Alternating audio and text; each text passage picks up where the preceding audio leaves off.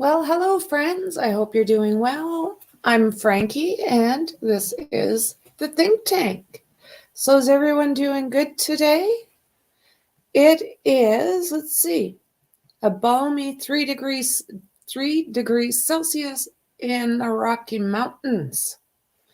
So there has been a lot, right, as to, I don't know, every angle. There's a little bit more added.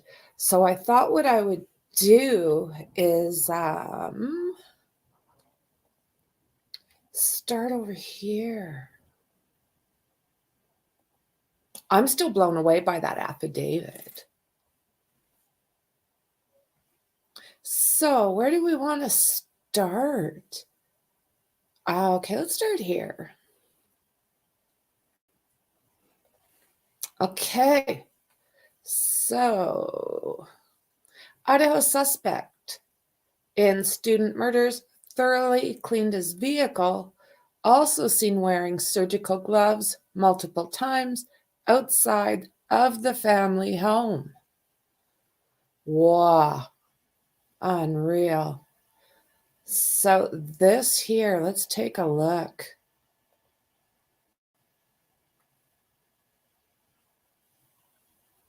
There's just so much. Bryan Kohberger in a Moscow, Idaho courtroom only a 5-minute drive away from the crime scene. The maximum penalty for this offense, if you were to plead guilty or be found guilty, is death or imprisonment for life. Do you understand? Yes. Charged with 4 counts of murder, the accused killer with zero visible emotion on his face. Just before his initial court appearance. So do you guys think that he still believes he's going to get away with this, or do you think he has figured out that he is sunk? Began the unsealing of the probable cause affidavit with disturbing and potentially damning information. There was other people home at that time. We've known 2 other roommates were in the house on the morning of the murders, but it was a mystery if either of them heard or saw anything. Now we know. A roommate with the initials DM told investigators she was in her room and heard crying. The affidavit prepared by a Moscow, Idaho. We can go through that again if you guys want to, because I don't know, once, twice, 3 times was not near enough for me. Police corporal has this disturbing detail. She opened the door for the 3rd time after she heard the crying, and a figure clad in black clothing and a mask that covered the person's mouth and nose walking towards her. DM described the figure as 5'10" or taller, male, not very muscular, but athletically built with bushy eyebrows. The male walked past DM as she stood in a frozen shock phase. The male walked towards the back sliding glass door. DM locked herself in her room after seeing the male. DM did not state that she recognized the male. The affidavit says that earlier when DM heard crying from one of the victim's rooms, she heard a male voice say something to the effect of, "It's okay, I'm going to help you." It's not clear if the intruder... Okay, so what do you think of that? I think everybody's mind is spinning when it comes to this right now. I don't want to go too far in with this with CNN. I'm not quite sure how they feel about sharing any other content. So let's see here. The man accused of unaliving 4 University of Idaho students in November had thoroughly cleaned the interior and exterior of his car and was also seen wearing surgical gloves multiple times before being apprehended. Wow. So Bryan Kohberger, 28, is currently the sole suspect in the absolutely horrifying unalivings of Kaylee, Madison, Xana, and Ethan, who were all found unalived in their off-campus home on November 13th. Kohberger, who was pursuing a PhD in criminal justice at the Washington State University at the time of the unalivings, cleaned his car inside and out, not missing an inch. The source, who spoke on the condition of anonymity, okay, was briefed on observations made by investigators during 4 days of surveillance leading up to Kohberger's arrest and at his family's Pennsylvania home on December 30th.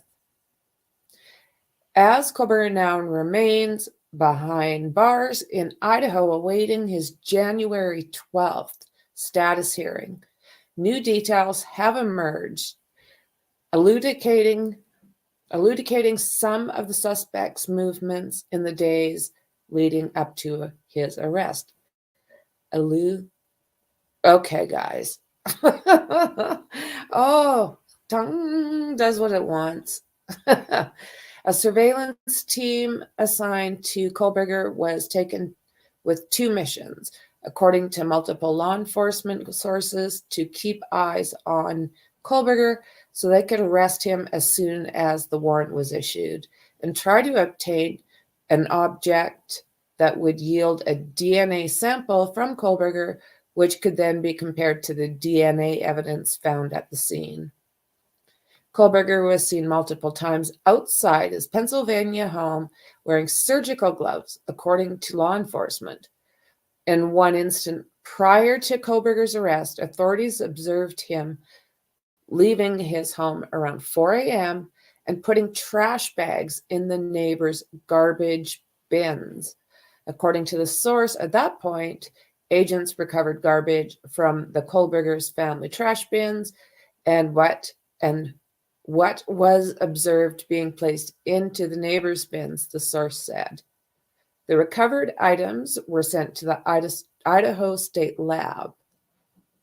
Last Friday, a Pennsylvania state SWAT team moved in on Kohberger's family home, breaking down the door and windows in what is known as a dynamic entry.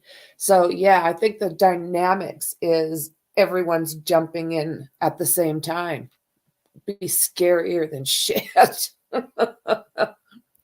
So they're saying that tactic is used in rare cases to arrest high-risk suspects. Thursday, Kohberger had his initial court appearance in Idaho after he was booked into the Latah County Jail Wednesday night following his extradition from Pennsylvania.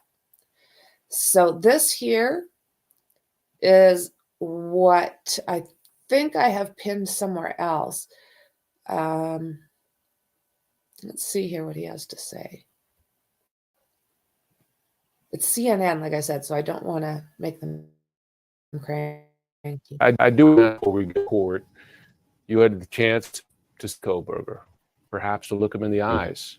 What were you feeling at that moment? I was pretty angry. I was pretty heated. I wanted him to look me in the eye. He knows I want him to look him in the eye. So he didn't give me that opportunity when he was back in his home state, Pennsylvania. He did turn around and look for his parents and not me. He didn't give me that. So I think he's understands that I'm not going to see something in his eyes that I want to see. You know, I want to see an innocent man, but I feel like he's scared to look at me in the eyes and start to understand what's about to happen to him. Yeah, Steve Goncalves, he has been, advocating this hard, very hard. You know, he picked the wrong family and not scared of a conflict. And we're not scared. We're not running. We're coming at him. and the defendant has his hands full. Did you sense anything from him, any emotion in that moment, in that courtroom? I did. I sensed somebody shocked and scared and not prepared, like almost like a sense of like, this is nothing like I thought it was going to be. Mm. So his mannerisms, his body language, I'm pretty in tune with certain guys. I've played sports my whole life. I've been in different gyms. I've been in conference rooms with white collar. I can sense confidence, and I did not sense that at all. I sensed somebody who was flaring, scared, and worried. Good. Good. Unreal.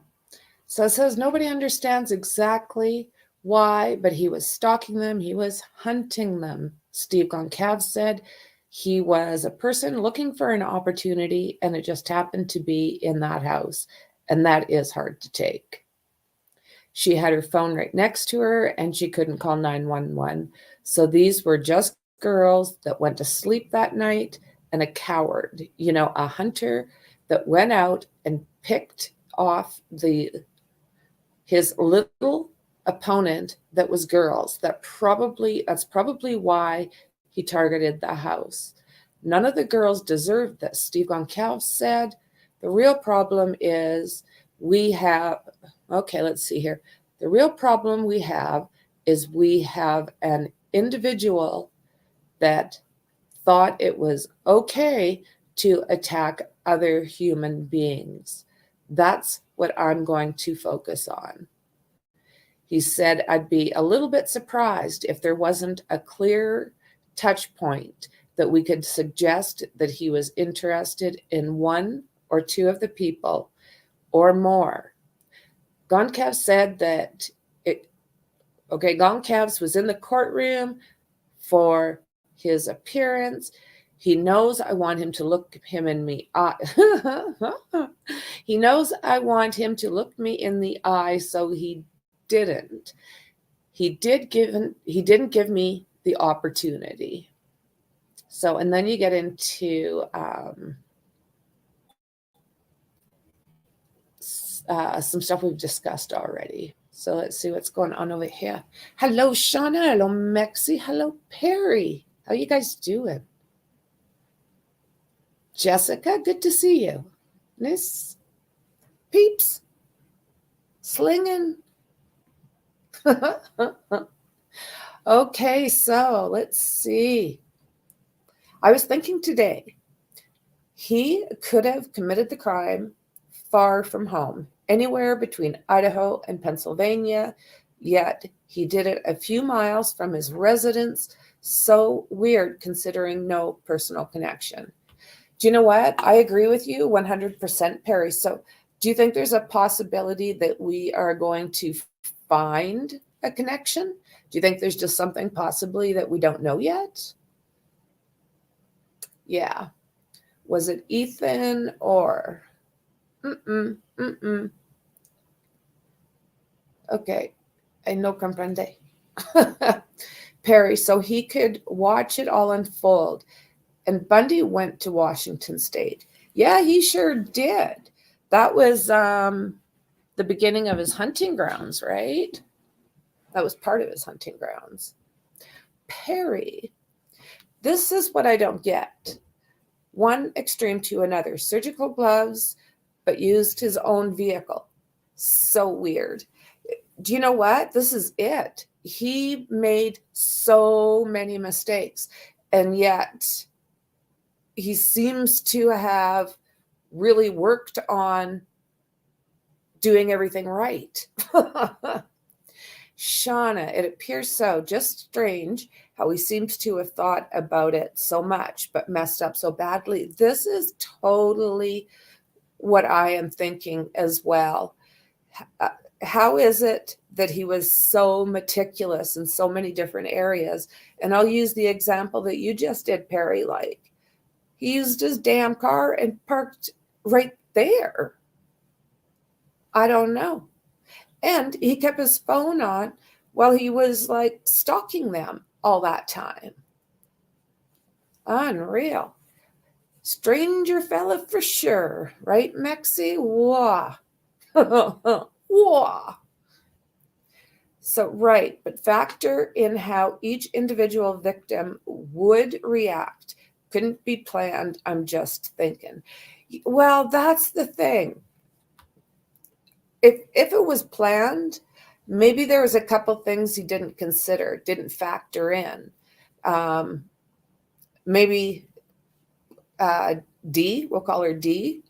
Maybe things like that interfered or stopped what he was doing.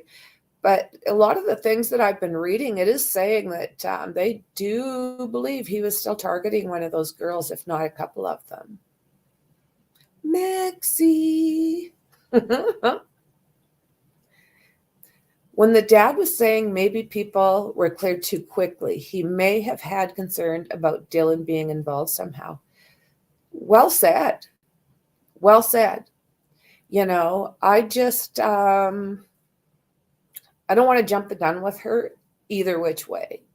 I am finding this like absolutely bizarre. I have never heard of such a thing. Yeah, I've heard of people freezing up and passing out and screaming out of the house, but I've never heard of anyone turning around and going to bed. That's new to me. But you know what? That's what they're saying. That's what they're saying. And you know what? It could very well be true. I mean, I've never had to deal with anything like that in my entire life and really do not want to. So as to how an individual reacts to some of these things, I can't pass judgment. It's just odd as shit. Excited for the weekend. Yeah, it's that time. It's an odd reaction for sure. My daughter told me that living in a college house, strange things happen at all times, at all hours. So do you think that maybe with that said, her brain didn't really click into what was happening? The guy was leaving. He didn't do anything. Do you think maybe she just thought, okay, weird, but good night? Do you think something along those lines? I do. I mean, I think that's very possible. It was a little party house. Really good do. Okay. Really good do far, but not over yet. Really good do far. So far, but not over yet. Ha ha. Oh, there you go. I heard that Dee switched rooms recently. He could have been unaware she was there. Well said, right? So do you think that maybe he had been in that house previously when he knew no one was home? Do you think he got himself familiar with that house? He wasn't watching the home that night for long. He appears to have been very bold, parked up, went in and did it. Yeah, I think he did 3 passes that night. And then, yeah, tried to park, and then that didn't work, and tried to park, and yeah. So I'm not exactly sure where he ended up parking. I don't know if it was at the bottom of that driveway where I originally heard, or if it was kind of in the back where those trees are.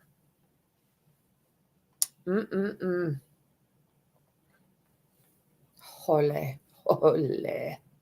So let's take a look here.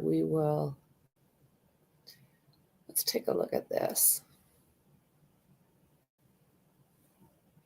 This is quite the case. Like, honestly, I don't know about you guys, but this literally blew my mind. Blew my mind. Okay, yeah.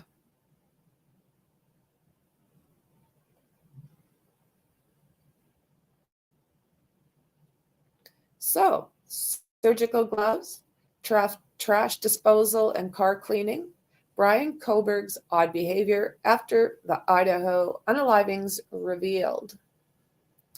Suspect killer Bryan Kohberger was caught dumping trash in his neighbor's bins in the dead of night in the weeks after the 4 University of Idaho students were brutally unalived.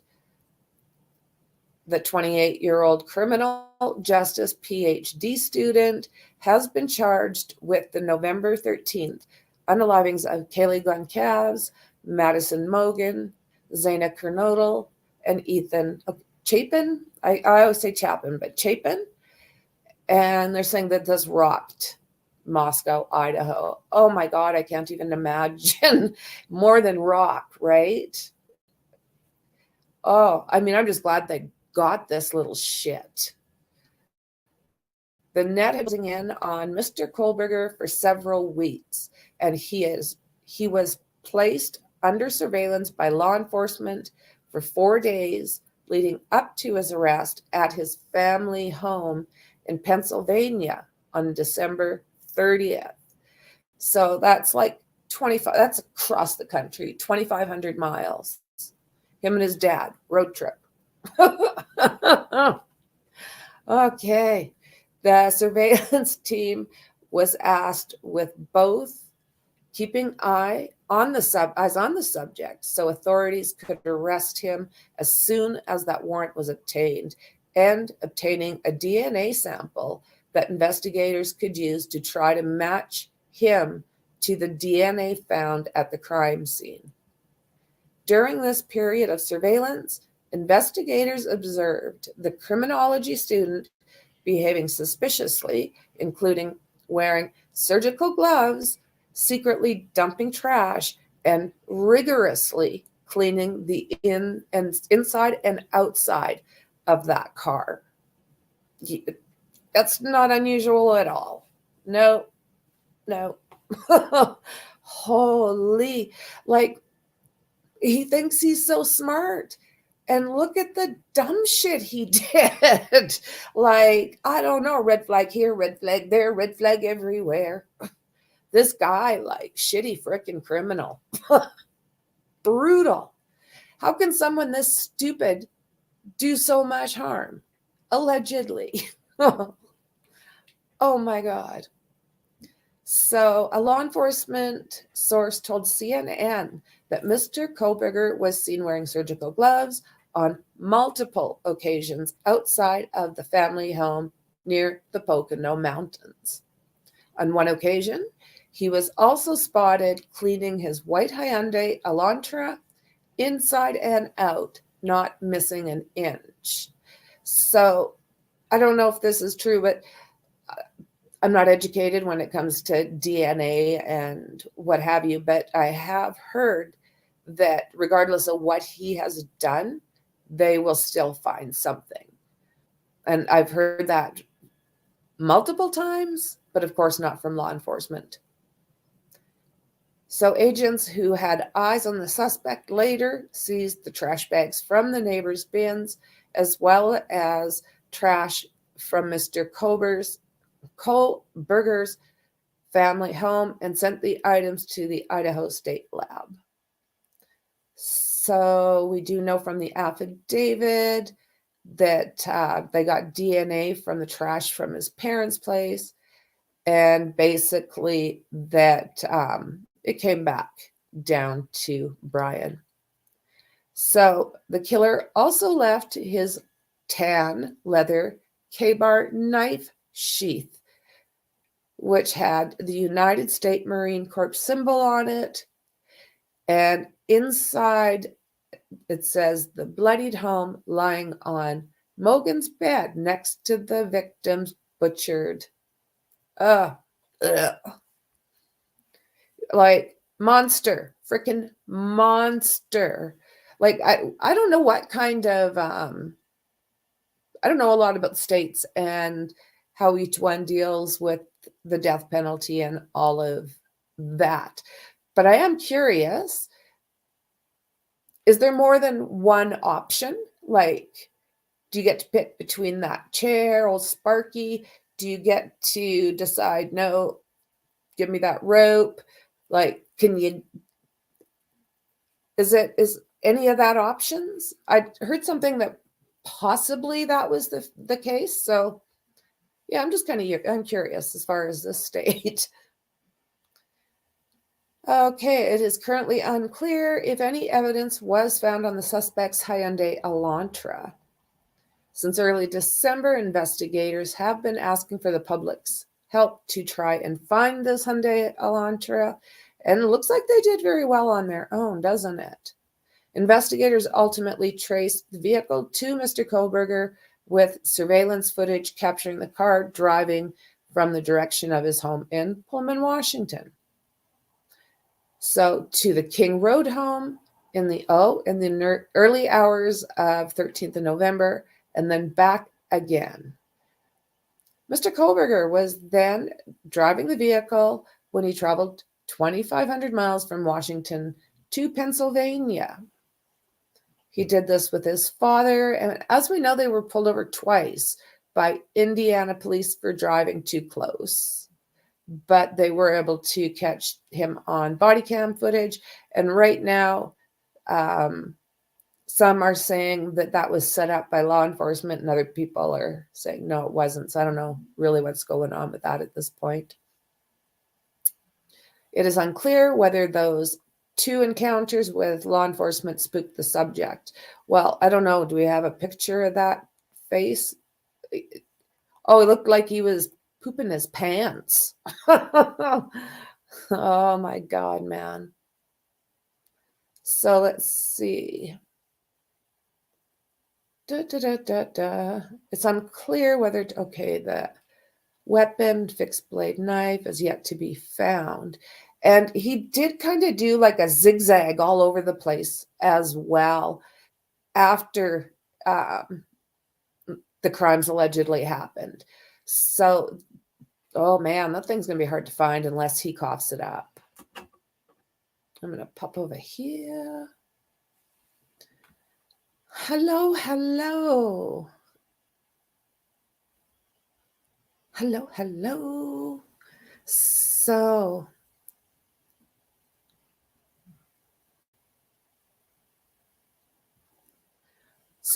I heard that Dee switched rooms recently. He could have been unaware that she was there. I think we went through that one. Let's start here. I think this is new. I actually do think it's possible that he prowled inside the property when they have been asleep or out. I agree. What do you guys think about that? I think he had to know his way around there a little bit. And I do believe he thought he was a perfectionist or so smart. I think he would really want to know what he had to deal with.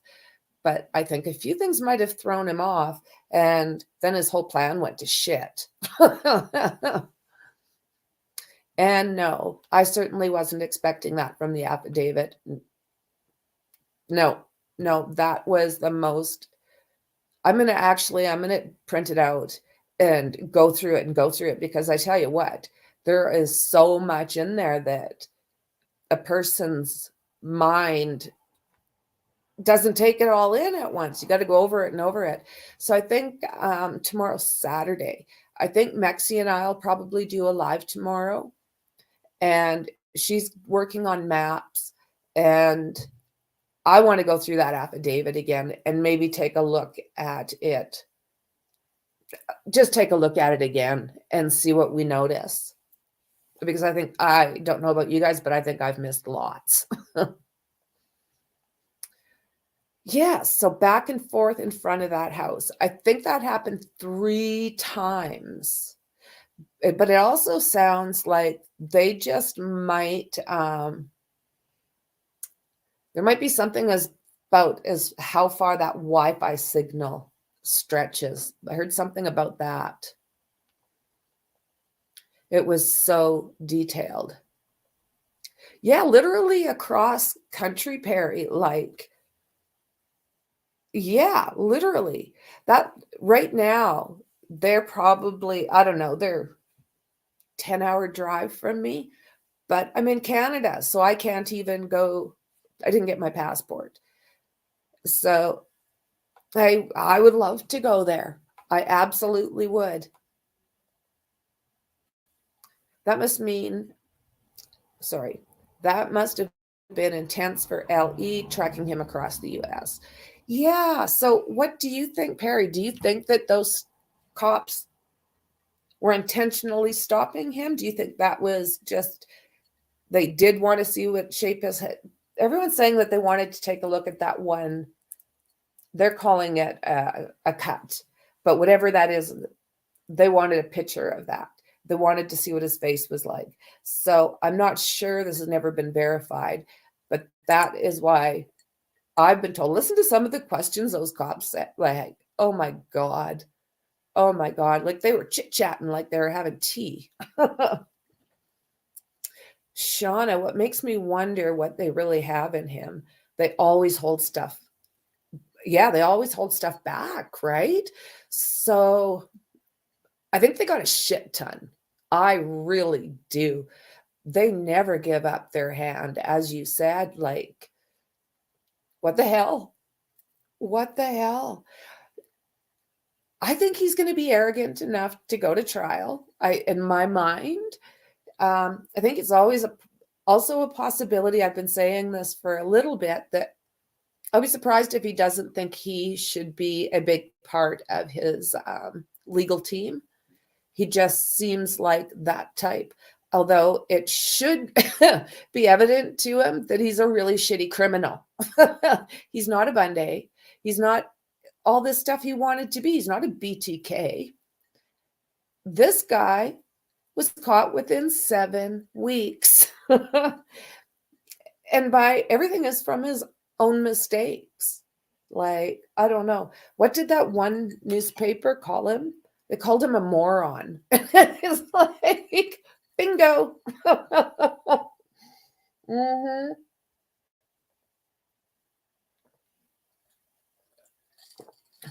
I was gonna... Yes, they knew when they pulled him over in Indiana. Yeah, right? I've heard that. And then I also read somewhere that the FBI is denying it. So in my mind, I agree with you. Hi, slinging for real. Why not somewhere between Idaho and Pennsylvania, far from anywhere, no connections? If he just wanted to unalive, maybe there's a personal or stalking of one of the victim element. Again, Perry, that's what I think. I still think he was after Kaylee, and I don't know why. Maybe it's just some of the conversations I've heard that they had, or I don't know. A lot of the things you read online is pointing to Kaylee. Even her dad said something along those lines. But absolutely, I have no idea. Oh, you see, right, Shauna? That's kind of how I'm feeling. That affidavit reads like the idiot's guide to DNA, vehicle, cell data, and even an eyewitness, right? That's good. Oh my God. Hopefully he will speak and give his reasons. Oh, right. And he did. He really did. I'm thinking, I hope you're wearing your freaking ginch there, buddy, because you're going to crap yourself. Like he had that look, right? Yeah. I don't even know what to make of this guy. A lot of people are saying he's brilliant. And I'm like, what? What? Yes. Please write. I got to put this puzzle together. Right now, it seems like there's way too many pieces. Oh, absolutely. We're missing a lot of moving parts. Hello, Blifton. Slinging. Did you just come back? I thought I seen you earlier. Nice to see you regardless. Hello. Hello. I just love this. Hello, hello, hello. Hello. They did intentionally pull him over. Yeah. So did you kind of hear the same thing? It was to look at that wrist and to see if he had any like scratches or anything on his face. Yeah. This is kind of, let me see. FBI have denied they instigated the stop, but 2 stops that close together. Maybe FBI just gave the nod and a wink. Yes, because that is exactly what I heard, is the FBI is denying it. But with that said, is there any way that that could have been done by the state guys? Just, they're coming your way? I don't know. They denied it. Yeah, they did. They did. Wasn't us. No. Look over there. I seen a tweet denying it, but who knows? Well, that's the thing, right? That's the thing, that rumor mill. And, one thing that I love about coming in here and being with you guys is everyone's pretty much a realist. I really, really like it. Like, I love getting the new ideas. Like I say, I might be thinking one direction and someone will say, oh, but this, and it's like, oh, shit. Yes. What about that? I really appreciate you guys. K-Dips, they probably could have caught him earlier as they only had to wait for the DNA results to come back. They were 100% following him back. I know he got stopped a lot before as well for traffic stuff. Yes. So when that was happening, do you think that that was intentional as well? I know he got stopped that one time, not too far from the house. I heard they wanted to get a glimpse of his current demeanor. Oh, is he a danger of disappearing or maybe hurting more? Yeah, that makes total sense. That makes total sense. See if there's some whack job. Well, when he was sitting behind there and they showed his face, like, holy crap. He did. He looked terrified. He didn't look like he was going to do anything except ask for his mom. Investigators probably couldn't believe their luck when they got the DNA profile. Oh, my word. So, Perry, do you think that basically, regardless of how much we try, not we, but humans that are broken like that, do you think that there is such thing as the perfect crime anymore, or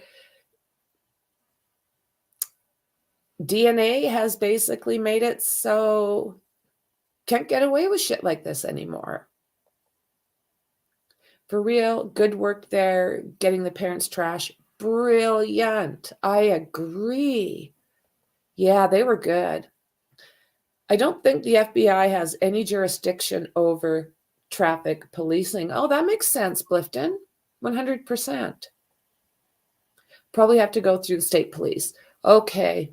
Yeah, I was kind of wondering. So there is a good chance that it was intentional. They're just saying that it was not them. What might make sense is they wanted to verify J.E. was with his dad. Yeah, hey, absolutely. Hello, James. Good to see you. We are just going for Thai food is a little sus. Yeah. Yeah, absolutely. Well, that's it. Right, James? Perfect crime. Uh-huh. This is, who said that a little bit earlier? Basically, like a moron's guide on how to not commit the perfect crime, something along those lines. But yeah, no, he's not a brilliant criminal, is he? So what have we got in here? So let's see. We know that that has to be found yet, that pointy thing. Other chilling details about the unalivings were also revealed in the affidavit, showing how cell phone records had also been used to tie Mr. Kohberger to the crime. Like, we're talking about rookie, silly, not bright moves. This would be one of them.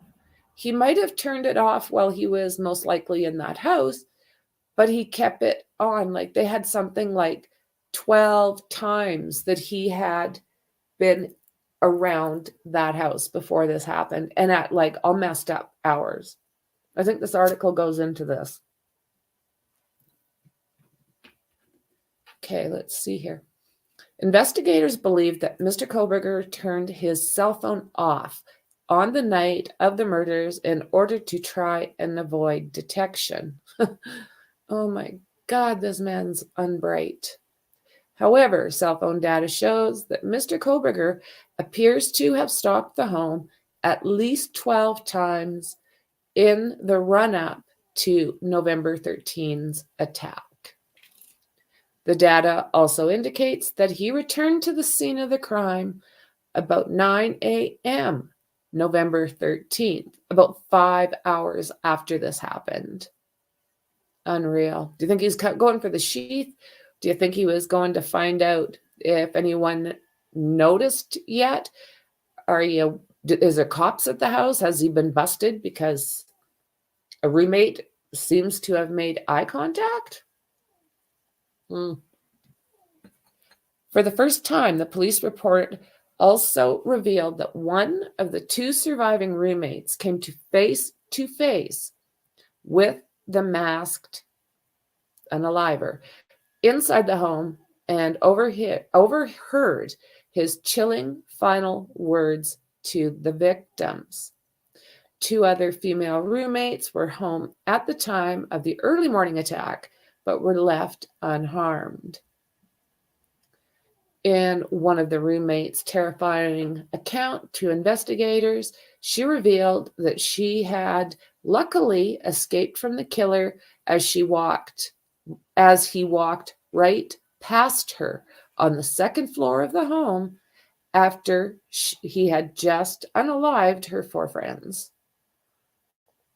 Oh my word. I'm going to pop back on here. I just seen Dexter's name in there. I just think basic precautions would be leave phone at home, don't use own vehicle, right? Boom. The thing that convinces me in the fact he was on his way to the location, turned off his phone, and then turned it on his way back. Yeah, that's not sus at all, is it, Blifton? Not sus at all. Feel like he's playing a game or something else like that. Yeah, and I think he thinks that he might be ahead. I don't know. Hopefully he really truly understands what was in that paperwork. I have seen Dexter and Columbo.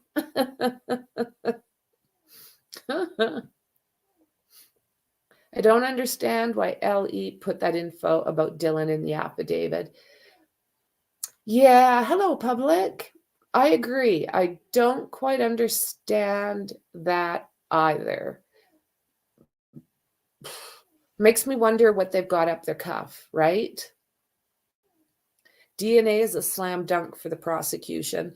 And, you know, they've got it all over that sheath, inside, and fingerprints, and they've got a footprint that's in the red stuff. It's a great question as to why he went back. He was probably on his phone looking for news and nothing came up, for sure. So I'm really curious. Do you guys think that he seen her? Or do you think he was in some kind of like, got to get the frick out of here, that he didn't even notice her? I heard her bedroom door went in, not out. So do you think he's seen her or just she's seen him? He wants one of these famous criminologists to interrogate and study him. Well, yeah, it could be. There's still that possibility that he was talking to BTK. I'll be curious to find out if that was actually happening. Leave phone at home, use a burner. Yeah, he's just like, he's not a good criminal. Hello, James. Hello, Connor.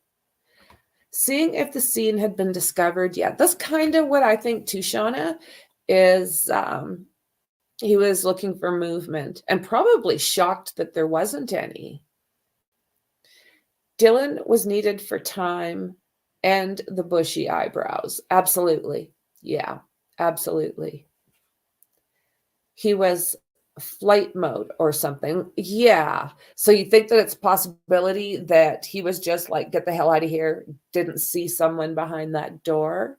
It makes sense to me because I think if he had seen her, I think he would have attacked her. I really do. I don't think he would have, after what he just did, I don't think he would have let someone actually see him intentionally, in my mind. Not that I've seen public. Has the 911 call been released? I am watching, and my friends that I work with, they're watching. As soon as that comes out, I will be all over it. That is going to be interesting.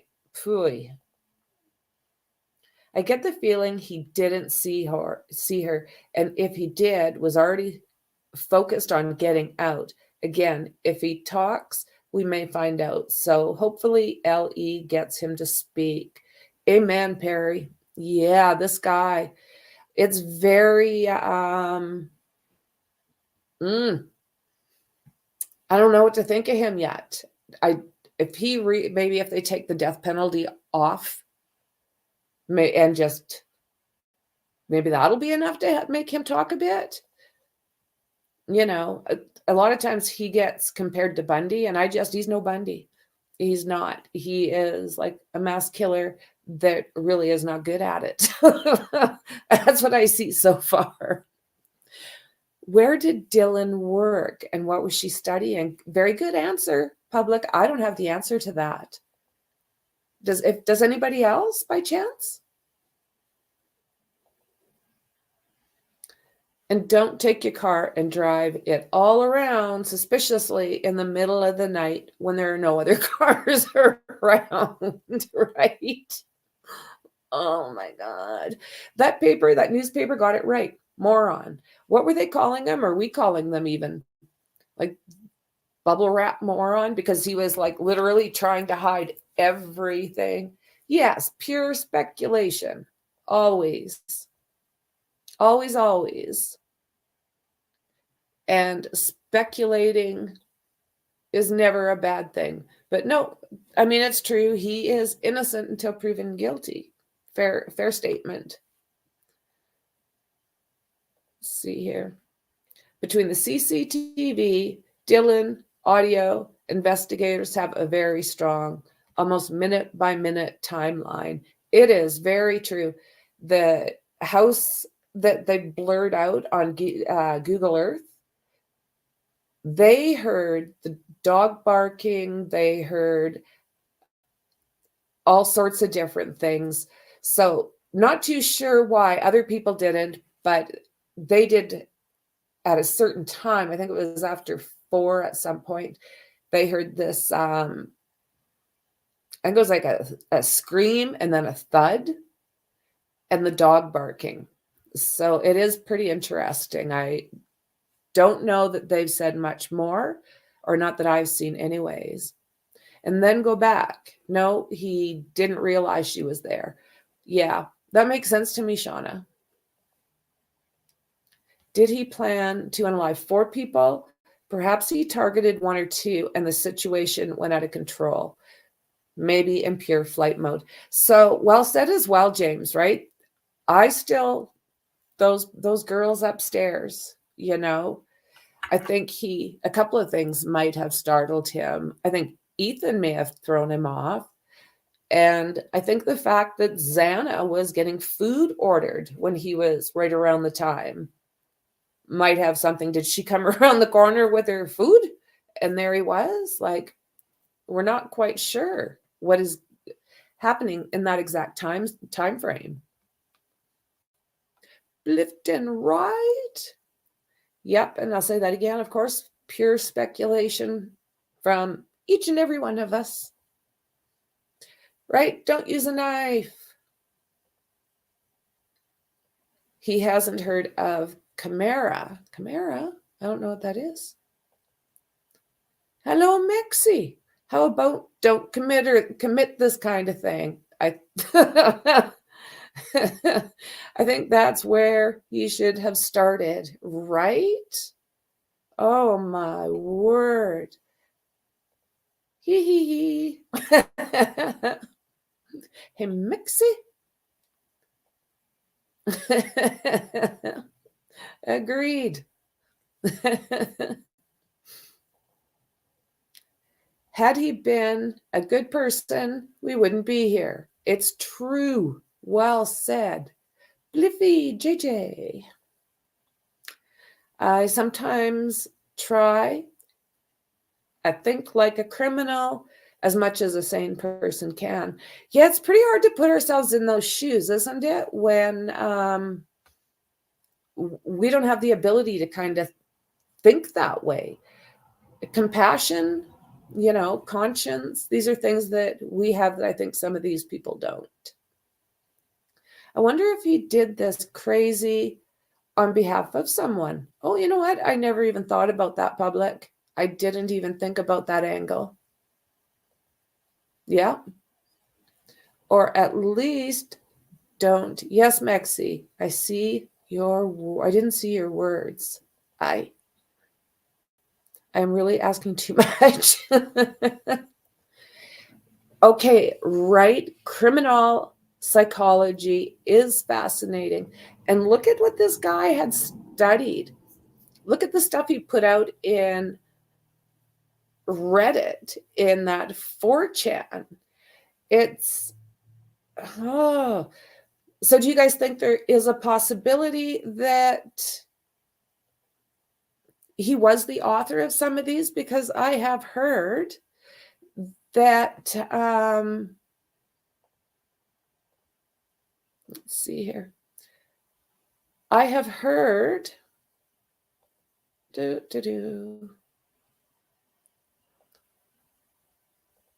I lost myself. You know, I do that. Okay, I like this. Idaho unaliving victim's father wants Bryan Kohberger to know he won't be on the planet that long. This guy's got some frickin' feist, right? So let's see here. I don't know who this is from, so I do have to be careful. Apparently stalked their home at least 12 times before the crime and came face to face with another roommate during the murders. Cell phone data also shows he apparently returned to the scene just hours later before police were even called. And our next guest, unfortunately, lost his daughter, Kaylee, during that attack. His name is Steve Goncalves, and he also joins us with attorney Shannon Gray. Good morning to you both. Good morning. Good morning. Steve, were you there? Were you there in the courtroom? I sure were. We expect to have somebody there every day. What did you think when you saw the suspect, the man that might have killed or is allegedly killed your daughter?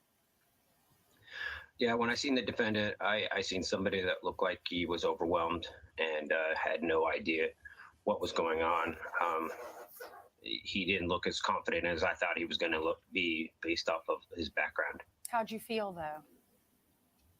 Oh, my feelings were, I was angry. I'll be honest. I was angry, and I wanted to do, my mind was filled with different things, but I kept my cool and my composure, and there's a right way to do things, and that's what I was thinking about.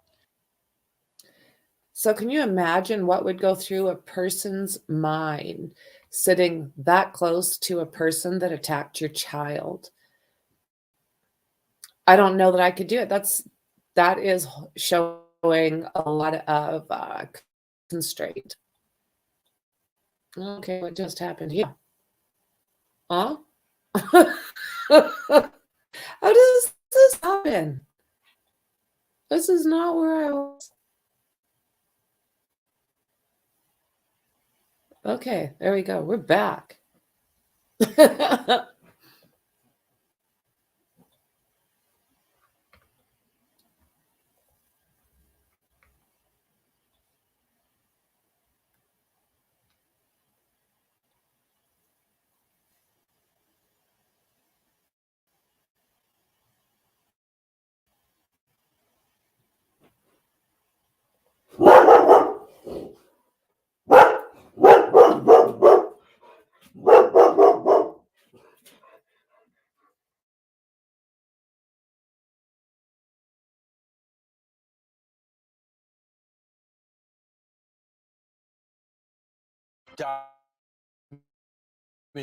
Kohberger, the fact We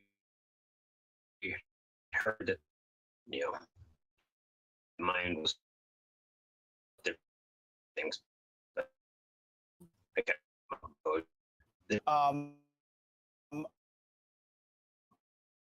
Also, want to get back to David, a lot of previous questions over to you. Out to Sleeve knives that we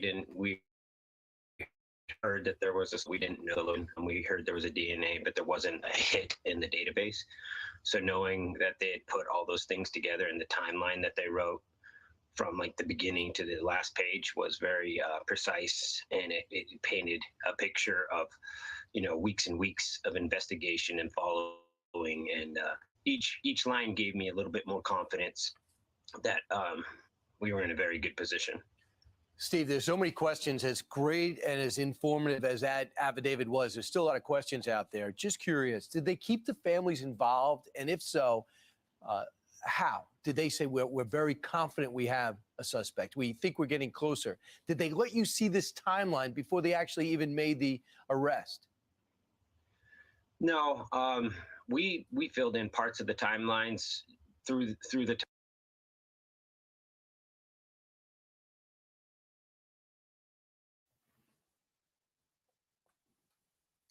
Was that still choppy, guys? Yeah. Wasn't doing that on my side, but I'm kind of watching it over here, so we'll see what happens. Oh, maybe we'll just go through the article for now.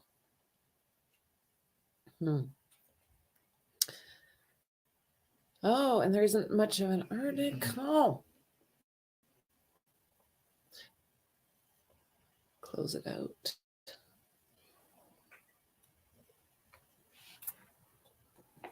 Yeah, I don't know why it was doing that. It wasn't showing on my side, but it was showing on YouTube. Well, I don't know. Okay. Thank you for that.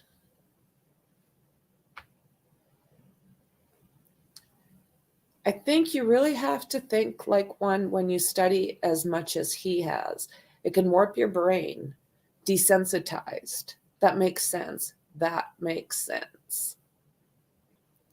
Thank you, you guys. I appreciate that. Discord's an awesome platform.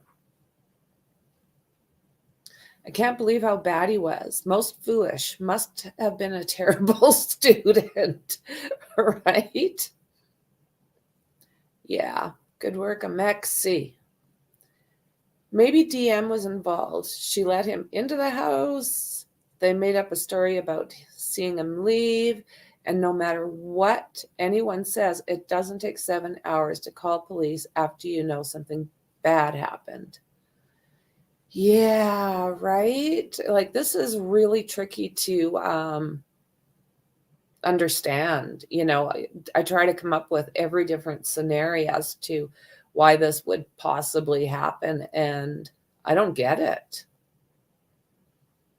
That's what I want to know. Why did he come back the next morning? Yeah, genius. I just think self-preservation kicked in for Dylan, initially fear, and then not wanting to be involved in whatever happened.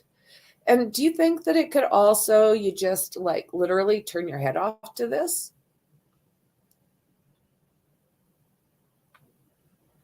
Yeah, her dad. Oh my God.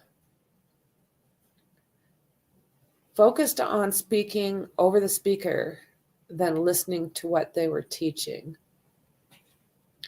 Very well said, right? I think he had a fascination with her. Her name isn't coming to me right now, but I think he would have had a fascination with her, as well as Carrie Rawson, BTK's daughter. Both of those people would have intrigued him in a big way. And we still don't know if he actually contacted BTK, so that will be interesting. Okay.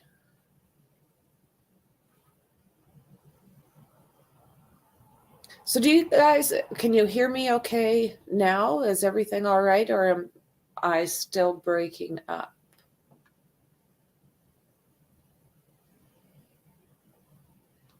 I don't know why call other people first, not before 911. I don't understand that either. I don't understand. There is so much when it comes to these two girls that we don't know. Nobody's talked about them. We don't know where they were that evening. We know nothing. But with that said, person doesn't want to bother them. Chances are really good that they don't have much information. And you know how people get. You know how social media can get. In court, he held his head high and doesn't look remorseful at all. He looks like he doesn't have a conscience, is what he looks like to me. He looks like he just doesn't give two shits. Cops have to keep cards close to their chests, 100%. It went from, in this case, going cold to, wow, they caught him so fast. Yeah, you know, what made me not say a heck of a lot about them not doing their jobs, and you know, a lot of that was going around, is because I just seen what Delphi did, and I just seen what Fruitland cops just did. Very, very quiet, and then all of a sudden they come out with this news. Same thing with this butthead. I mean, I don't know if anybody else had him on their radar, but I certainly didn't. I was just getting to the point recognizing that there was 90 cars there. And that's not including WSU. Do you think this long time before calling 911 will become clear? What do you think, James?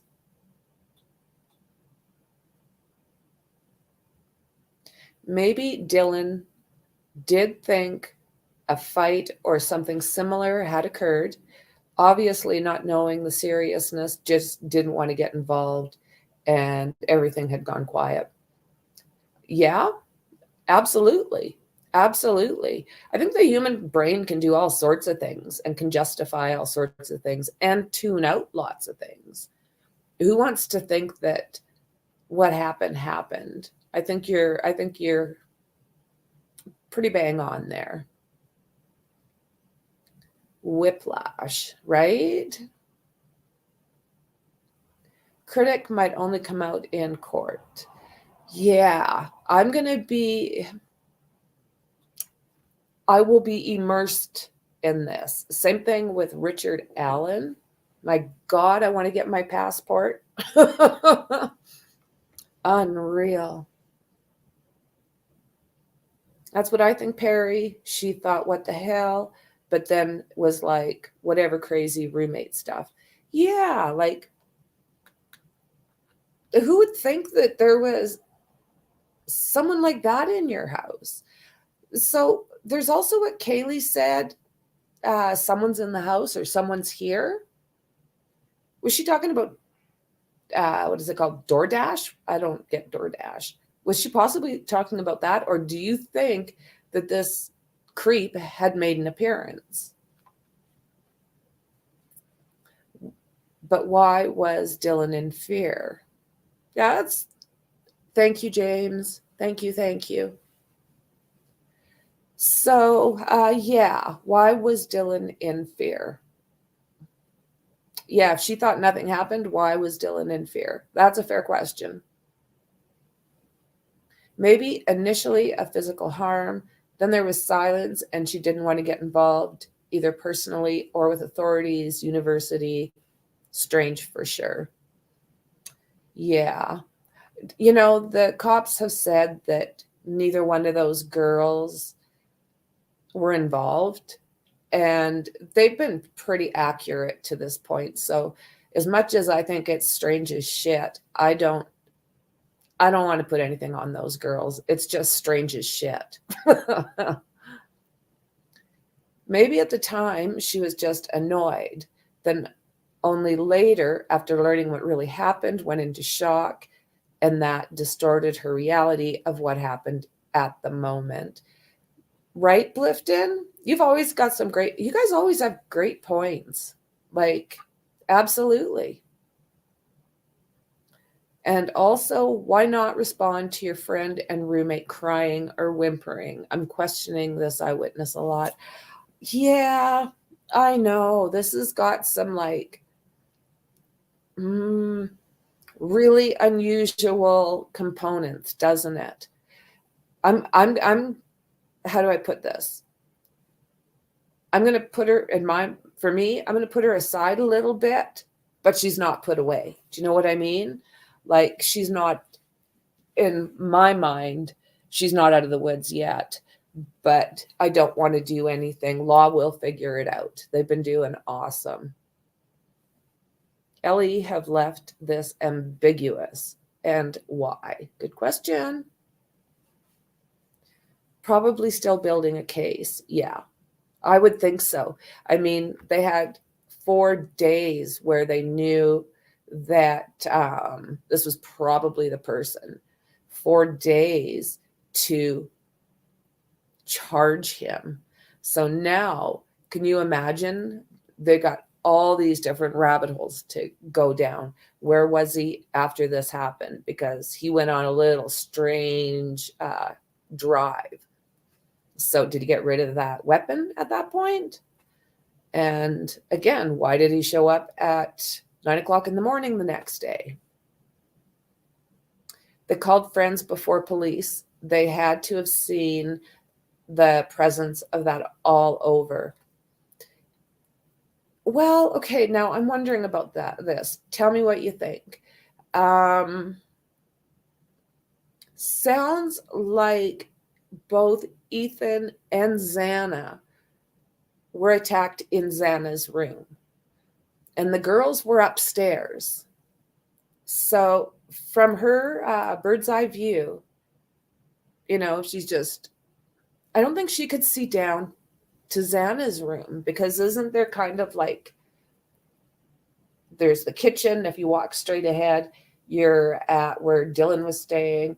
And then if you turn left, you're in the living room. And then she was around a little bit. So do you think, I think the places that this happened would be like destroyed, as far as those, lots and lots of fluids. But would there be, because they didn't seem to leave those rooms, would it be in the living room? Would it be in the kitchen? Would it be on what do you think?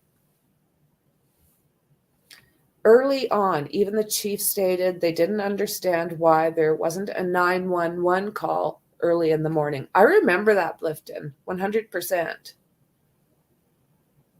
The people involved in releasing the affidavit wrote it with purpose. Sure seems to be, right, public? It sure seems to be. They are always pretty careful with their wording, are they not? Okay, so I'm just going to go through and see if there's anything else that we need to go through. Well, this kind of talks about what we were just discussing, so maybe we'll take a quick look. We've been on here for an hour and 10, so I don't like to go too long. You guys got to get tired of hearing me drone on it sometimes. Okay, so what's here? It's staggering if you actually start counting, counting those numbers. Can he?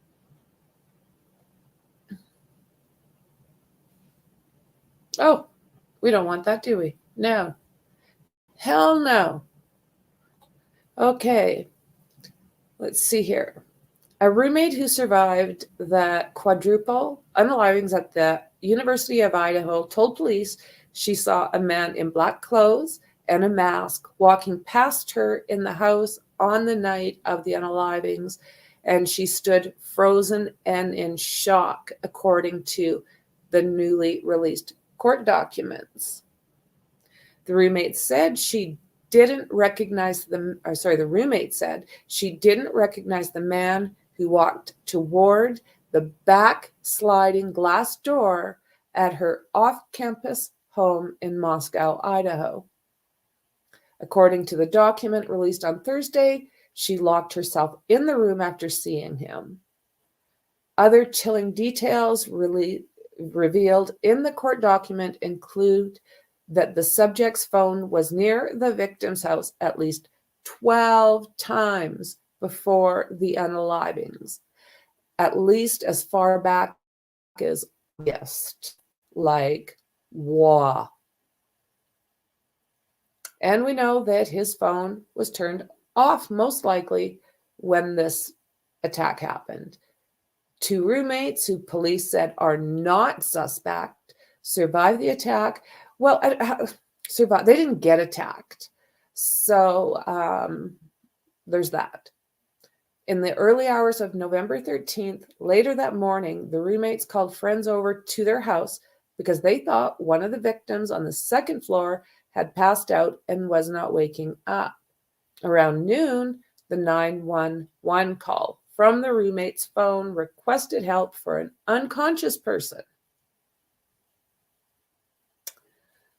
Oh, my word. DNA from the suspect was recovered on a tan leather sheath left on Maddie Mogan's bed, according to the doctor. Do not forgive these men. No, thank you. On December 27th, police recovered trash from Kohberger's parents' house in Pennsylvania, and a lab then determined that the DNA from the trash was the father of the person who left the DNA on the knife sheath. There was the shoe print, believed to be from the intruder, that was found outside of the survivor's room, the affidavit added. Police believe that this unfolded between 4 a.m. and 4:25. So, okay, guys, tell me what you think. This baffles me. Why were we looking from between 3 and 4 when this happened between 4 and 4:25? Like, it threw me off. So we know that Zana got a DoorDash order at about 4 a.m. And one of the surviving roommates said she woke up around 4 a.m. with what sounded like Goncalves playing with her dog in one of the third floor bedrooms.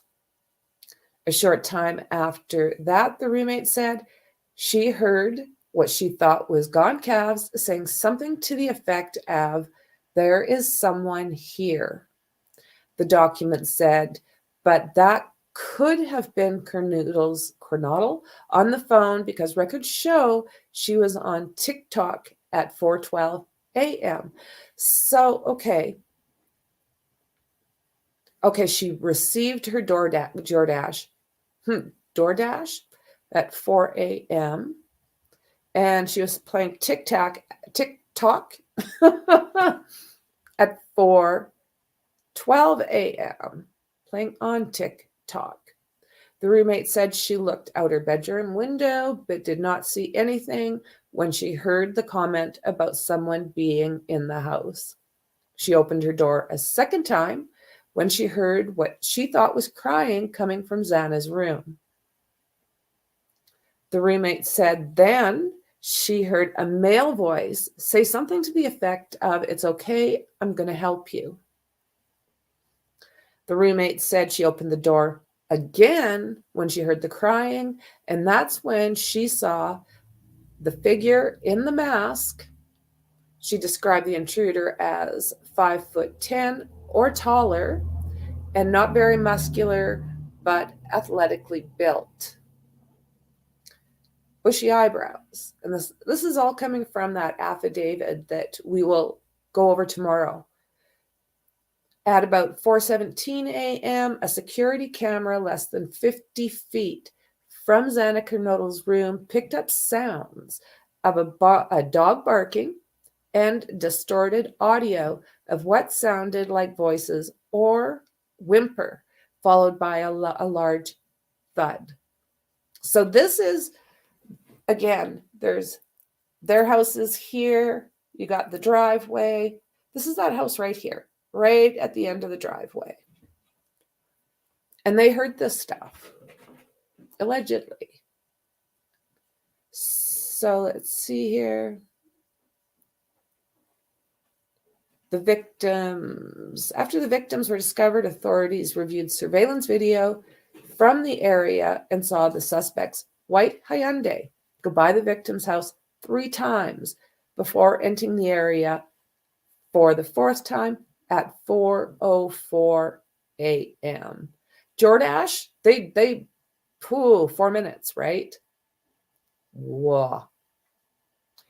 Police said they traced the car's travel that night back nearby Pullman, Washington, where the suspect lived while attending Washington State University. So, how long have they been watching him? Kohberger was a PhD student at Washington State Department of Criminal Justice and Criminology. Washington State's campus is only 10 miles from Moscow. Moscow police asked law enforcement to look out for white Elantras, and on November 29th, a Washington State University police officer searched cars that matched the description at the university and found one registered to Kohberger. Kohberger registered his white Elantra in Washington State on November 18th, just 5 days after these unalivings.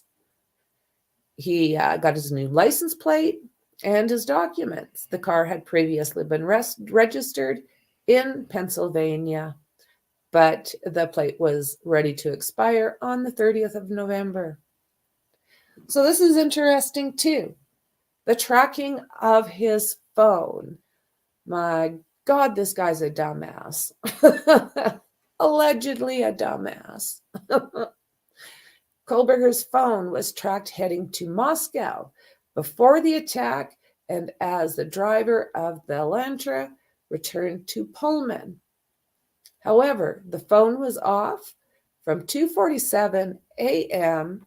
to 4:48 a.m., which is consistent with Kohberger's attempting to conceal his location during the quadruple unalivings. His phone was near the victim's house at least 12 times between, let's see here, as far back as August. We were talking about this a little earlier. 12 times. And the morning of these unalivings, he went back to that area of the house at 9:12, 9:21. So he left that house, I don't know, cleaned up whatever it was, and for whatever reason, he turned around and went back to this house. So we were talking earlier. What was he looking for? Was he looking to see if there was activity going on? Was he maybe thinking he could find his sheath? So this must be his new lawyer. Ann Taylor is his public defender. And she is, let's see here. Doesn't say where she is. My dogs, I knew it.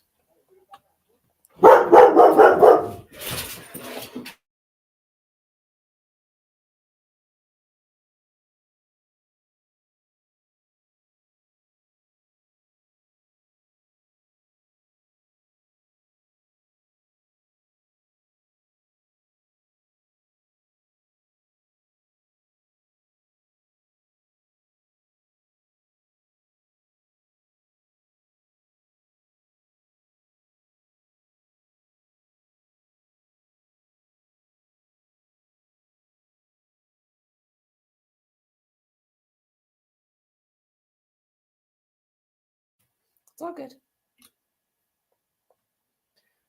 Okay, so maybe Dylan did think a fight or something similar had occurred, obviously not knowing the seriousness and didn't want to get involved. Exactly. How far?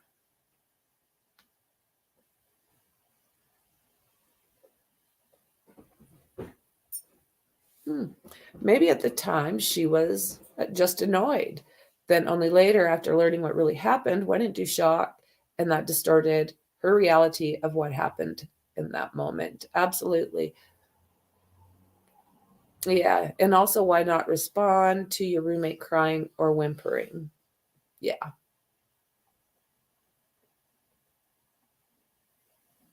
Yeah.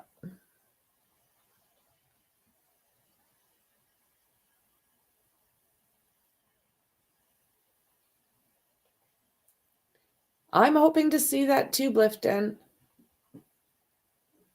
I know she's not responsible. I couldn't imagine realizing the horrible situation that had or was happening. It's a terrible, dark thing. Oh, right. And I believe that you are 100%, Shauna. He lacks emotion. The time frame was so off on purpose. Exactly. Tic-tac-toe. All right. You do, Mixie? Mixie? Yes, I do believe that that was the person speaking in that occasion. Stalker freak. That's so scary to think someone is watching you with ill will. It's freaky as all get out. Freaky as all get out. I'm going to see if there's anything over here. Okay, we're actually just finishing up talking about that. What do we got going here?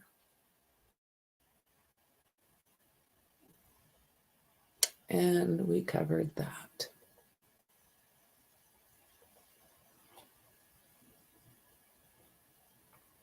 Okay. Anything over here? Well, guys, is there anything else you want me to look into before we say have a great day? Or is it time to say enjoy your evening?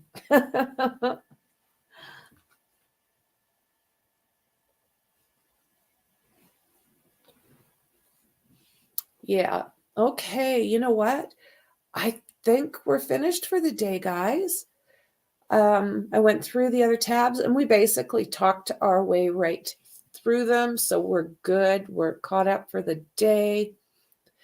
And I'll double check. Mexi, are you still up for, what do you call it? What the hell, Franky? So still up for that tomorrow.